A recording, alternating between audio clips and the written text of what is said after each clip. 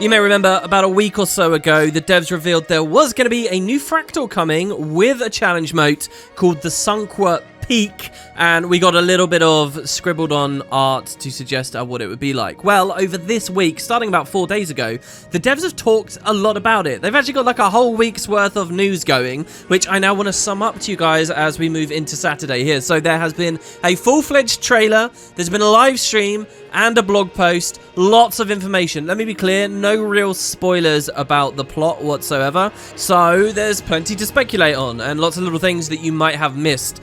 I'm going to take you guys through it, including showing the full trailer. But first of all, over here on the website, they kicked it off saying, make sure your climbing boots have agony resistance. Dessa has detected another echo, and on September 15th, she'll call on skilled players to investigate a new fractal of the mists. It should be a peaceful place, suspended in a stormlit sky with beautiful stonework and flowering trees to mark the path up the mountainside. But something here is wounded, and the elemental spirits need your help to heal their home.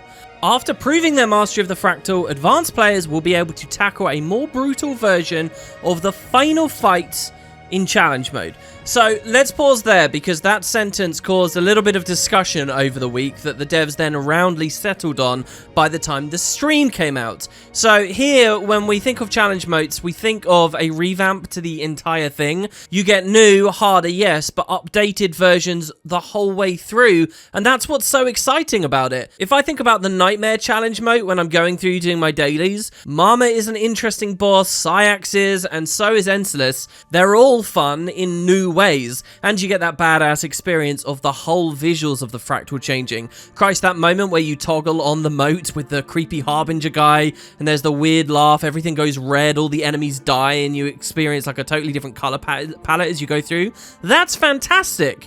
And now we hear, after being so excited that there's going to be a new challenge mode, that no, it's just the last boss.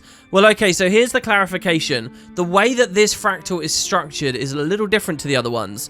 The fractal does something that I think all endgames should do very well, which is the fractal's made up of four mini bosses, each exemplifying and teaching you a particular mechanic.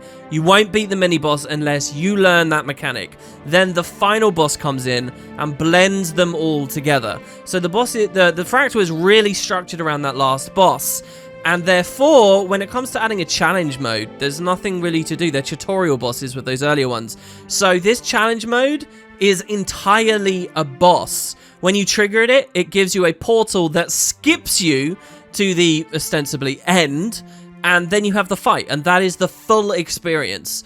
Now that actually sounds very, very exciting to me. I've described in the past Fractal CMs as feeling like 5-man raids, which in terms of party size and visuals and stuff means it has all the benefits of Guild Wars 2's good original design, plus the spectacle and combat balance of the later raids. So they're really good for me for that. The idea that all of their focus on the CM can be on one encounter means it's probably going to be really interesting and really layered. There's also just the simple fact of, if you are in that mode where you're doing your daily fractals, it's kind of annoying to have a new fractal added to the game after you've got over the fact it's new, if it's long. Like, look at Siren's Landing. That's a pretty new fractal, but because it's pretty long, people actually kind of don't like it, and don't like it coming up on their dailies. Now ArenaNet are basically saying, for those people who are going to do all the CMs every day and so on, and I go in phases where I do that, and then phases where I don't, and then phases where I do that.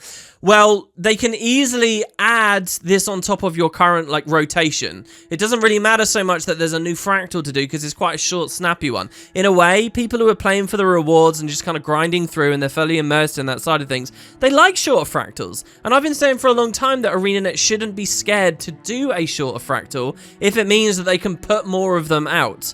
So I'm really happy with this news, genuinely. The idea we'll just get to go in, go through the portal, have a cool fight that feels a bit like a raid, and then we're done. They confirmed on the live stream that it's a full mode. That's what they consider it, not just a moat, a full mode.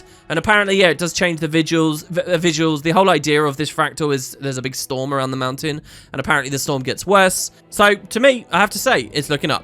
That's about it for the introduction on the website. Let's jump on now into the trailer, which has a ton of little hidden things, and I think I've managed to find them all. Enjoy, guys.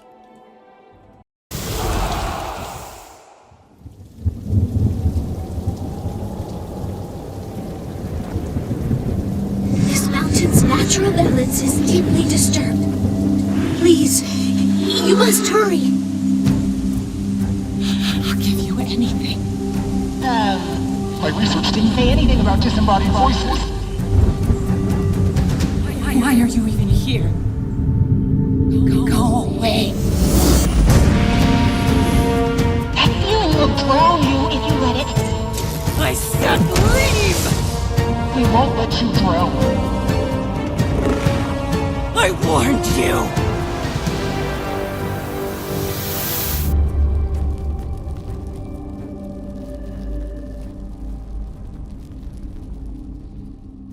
Not a bad trailer, all in all. This actually appeared on our games as a regular thread about Guild Wars 2. It was interesting to read and see what, you know, people on the outside of the community are saying and thinking about the game. It seems like a lot of people are genuinely interested in the Canthan expansion and are looking to pick up in a big way when that happens. So this Fractal's a nice little teaser for that. So let's run through, first of all, the dialogue and the audio and the lore. I know you guys are going to be interested in this. I don't really have much for you. So what have we got? Well, a woman that's kind of being tortured by disembodied voices, and then we appear in the Fractal, and I guess she's going to mistake us for this madness that is plaguing her, and she's going to fight us. Maybe she's an elementalist and she's like responsible for all the big elemental obstacles that we find here. Who knows? They do say on the stream that there's a bit of a twist to all of this and there's more than meets the eye. But right now I can't speculate too deeply. I'm thinking about pairings of Cantha and like madness. Well, I mean, the affliction and the zombie plague is kind of like a madness to an extent, but not really. We have the story of the outcasts digging too deep beneath the jade, getting affected by Canaxi. But Canaxi might have been dealt with by the time this Fractal starts. I'll talk about that more in just a moment. There was a full blog post for us to get to in a second. So I'm not sure about whether it's that. You have the Winds of Change and the Ministry of Purity, and that's supposedly around where this Fractal is set, so maybe it's got something to do with, like, Reiko, who was a really prominent Mesmer. She was, like, the final boss of that whole campaign. Many of you have probably forgotten her. Or maybe something extra obscure. The only other thing I can think is, on Xingji, you had, like, the Lunar New Year Festival, and in the Lunar New Year Festival, you could consume like lucky tokens, and sometimes you'd be hit with this thing called spirit possession that like made you mad and you heard voices in your head and stuff. So that's Cantha in that region of the world, and it's like a kind of madness. So maybe it's that. Maybe like the madness from the fortune teller Shiro had. And if you think about it, like Revenants have a similar thing going on in their head. Outside of the lore, there is a lot of fun stuff to pick up on here. And I don't just mean that char that clearly fails the jumping puzzle in the background. And oh yeah, I've made a note for myself here. There's voice acting, guys. They have confirmed voice acting's back to the game. And in fact, sometime next month, I think they said, both episode 3 and 4 of the Icebrood Saga are going to be getting their voice acting. So I've hardly covered those releases at all. I'm kind of now thinking, wow, I'll wait for them to get voice acting, and then I'll treat the implementation of the voice acting as those, as like the moments the content comes out, and I'll put a load of YouTube videos out at that time. So that's kind of my plan there, and this trailer kind of reminded me of all of that. It was so natural there, I almost forgot to remark on it. So you can also see that there's a like deer in this trailer. I don't know whether it's an enemy or an ally. I kind of like the idea of it being an ally, because technically this is a mount. This is a player mount. It's technically a sand jackal. But you'll remember that they did a skin for it, like one of those elite skins on the gem store a while ago now, like 2 years ago now, called like the Spirit Deer, was it, I think? And obviously that feels kind of Canthan or whatever. I don't know whether that's meant to be like a Kirin, which to me should look really fishy and scaly, and I hope it's not a Kirin. But yes, that is actually a gem store skin for a mount that they're reusing within the Fractal, which is a 10 out of 10 objective. I don't know if you guys have ever properly done this, but if you scroll through the crazy amounts of different mounts, I mean, yeah, some of them are really ugly and bloated and gross looking, don't get me wrong, but a lot of them are like really immersive and beautifully sit into the world, and they're fully animated and they have models and stuff. I just kind of wish that ArenaNet would implement them and reuse them. You know, like think about that new turtle that we've got that's a skimmer. Let's populate some turtles around Bloodtide Coast or wherever. The devs could be so efficient with this stuff, and if they did it, there's so many types of mounts now and skin variations, they could really blow up the kind of fauna variety we find around the game world. So here they are using it. The thing is, I don't know whether they can hook up like full combat animations and stuff to it. So here's another idea. Well, it's a sandjack, all right, guys. What if there's a moment in this fractal where we actually ride it? Maybe it's like an ally, and we can press F on it, and it's like a mount system. That would be new for fractals, and as far as I know about how the game is coded and works, could totally happen. So, you know, that's like riding a mount in a dungeon, riding a mount in a fractal, but only this one, and maybe we have like a little jumping puzzle moment with it or something. I still stand, I've been saying this since Path of Fire came out, I still think that they can do raid encounters or fractal encounters, hell, anywhere, where rented mounts become available in the middle of combat. You can't normally mount in combat, but what if at certain boss phases you're meant to climb on something and ride it to run away from like a spirit wall or whatever? Maybe we could even see that. I'm probably hoping for way too much. But as well, if you saw my previous video about the Sunqua Peak coming up, they did suggest there was going to be some kind of like mechanical twist, but maybe that's something else. We'll get to that in a second. Anyway, so yeah, I really like seeing them reuse the jackal. Another thing, we do get a hint at the fire region. Remember that it's split into different elemental regions, presumably a mini-boss in each. The fire region has that cool fiery cat-looking creature. Now, that is actually not new. I know to a lot of people it looks new, and I even saw a bit of speculation about what kind of Canthan creature it could be equivalent to.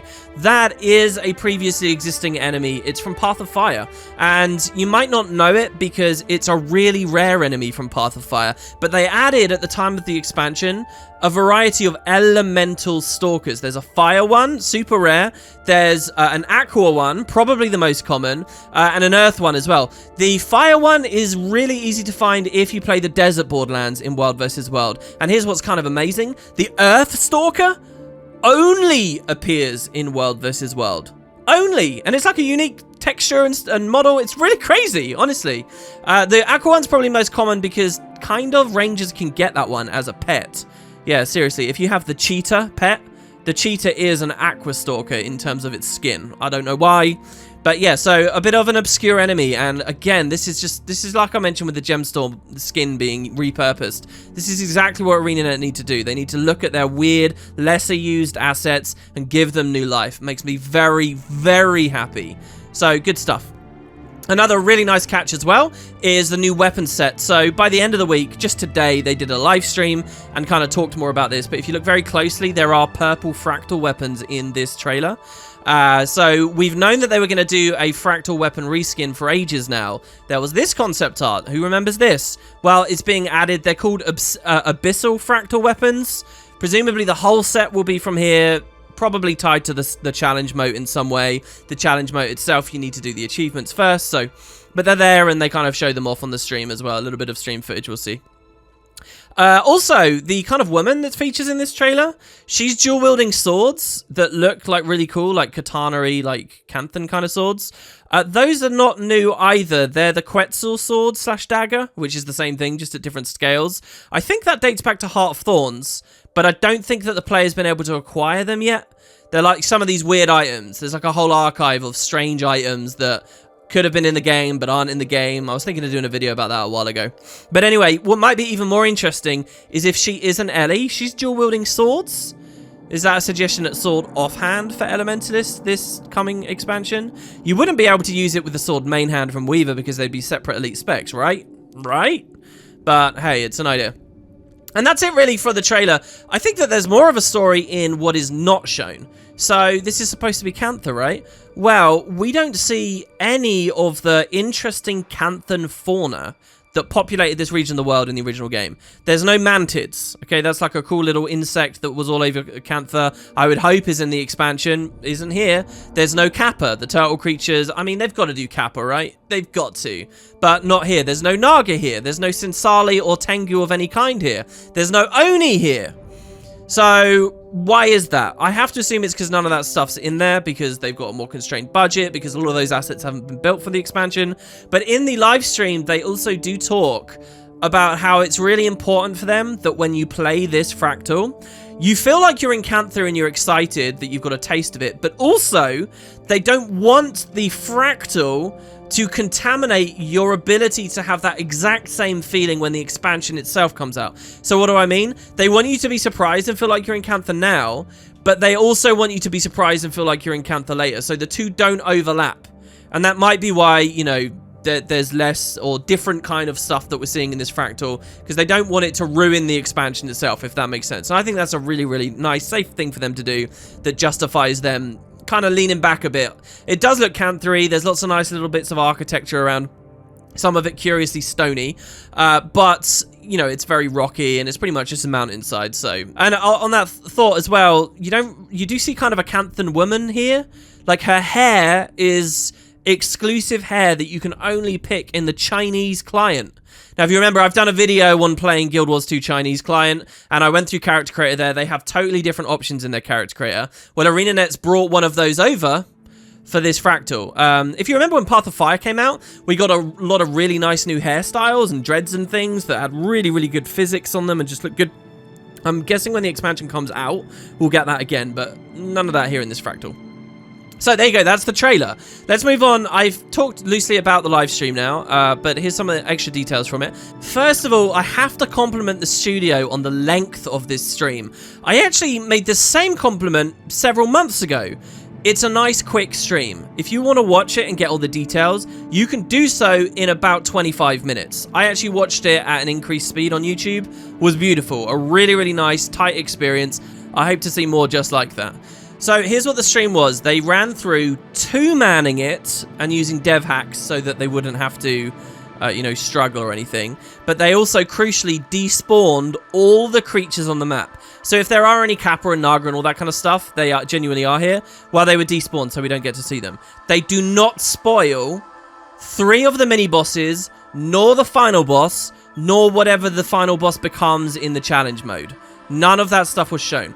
All that was shown in terms of gameplay and combat was the first mini-boss at scale 25, which is basically easy mode. So it's an air elemental, and 66% health and 33% health. It has a little mechanic where all these orbs spawn. You can see the footage here. You run around and you jump into the sky into rain clouds. And by doing this, this allows you to get through the phase and start damaging again. And the idea here then is everyone's learned that mechanic about jumping into rain clouds, and that will be used in the later stuff. And then they show the animation of the boss moving on. The rest of the stream, they're just kind of doing like a fly-through, giving you a sense of the environments. They don't go everywhere. I'm pretty sure that they try not to show us the water area.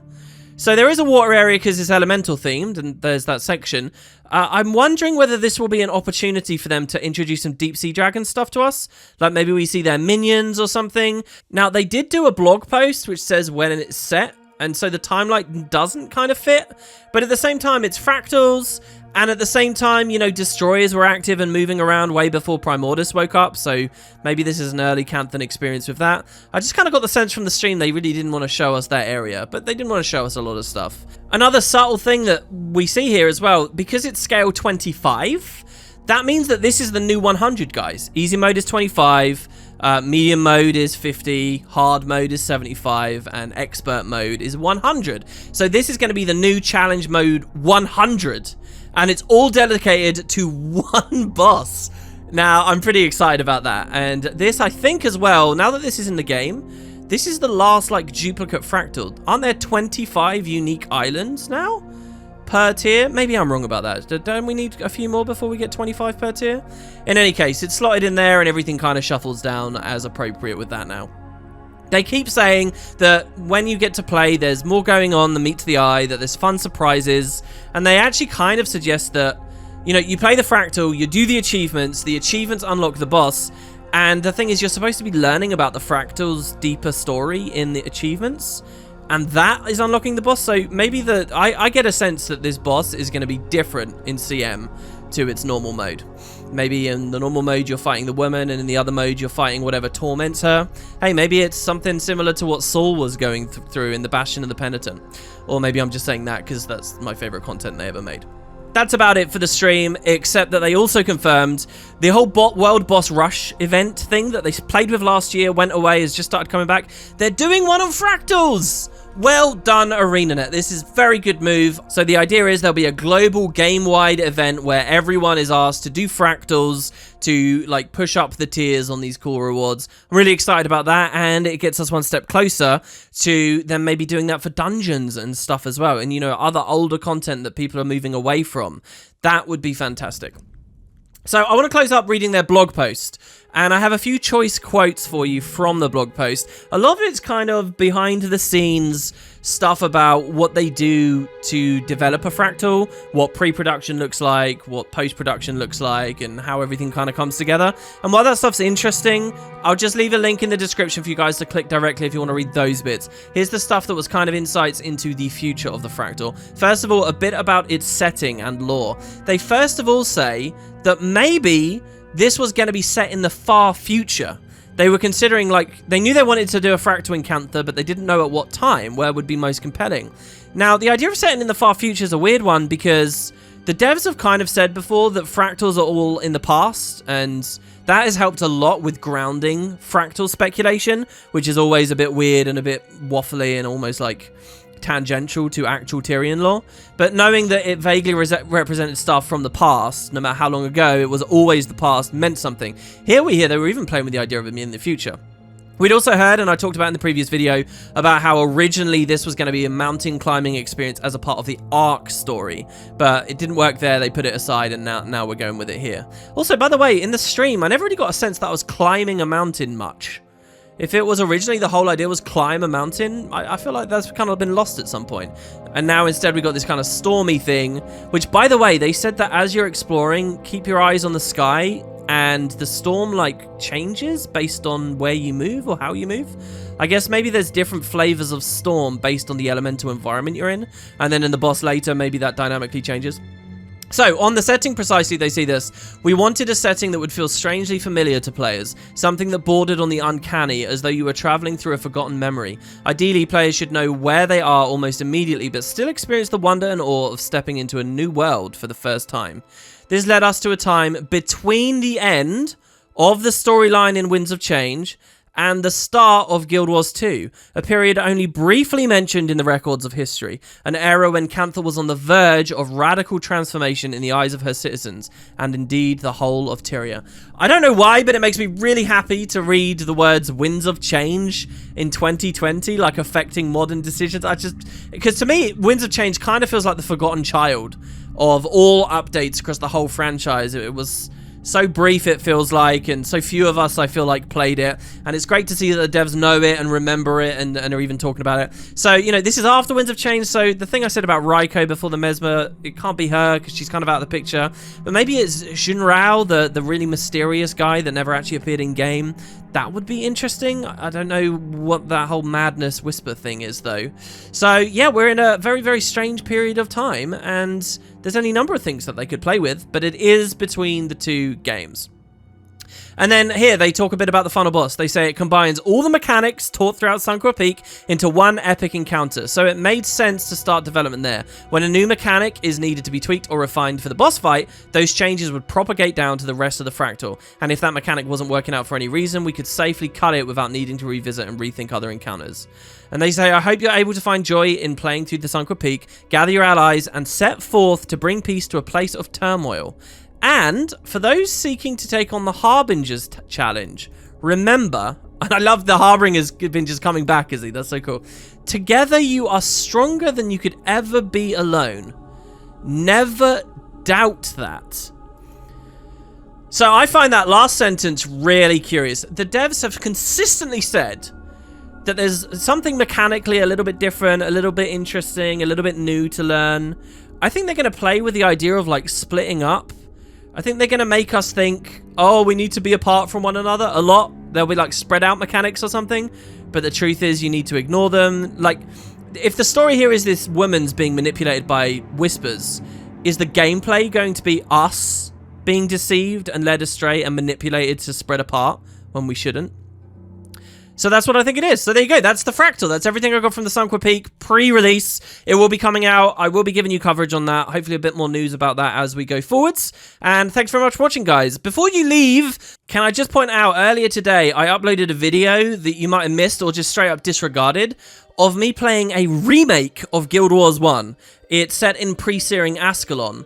and it plays like a little bit more like a JRPG, like a turn-based encounter-style combat system with like loads of dialogue. It's fantastic. Really do check it out. Like when I start getting henchmen, I properly get them in my party, and they start talking to one another like BioWare style. It's very, very, very cool. And you know, I've got lots of videos of that coming out. I hope you guys do seriously give it a shot. And with that said, there'll be a link in just a second. Thanks so much for watching, guys. Let me know if I missed anything about the peak or your ideas with it. I'll see you next time.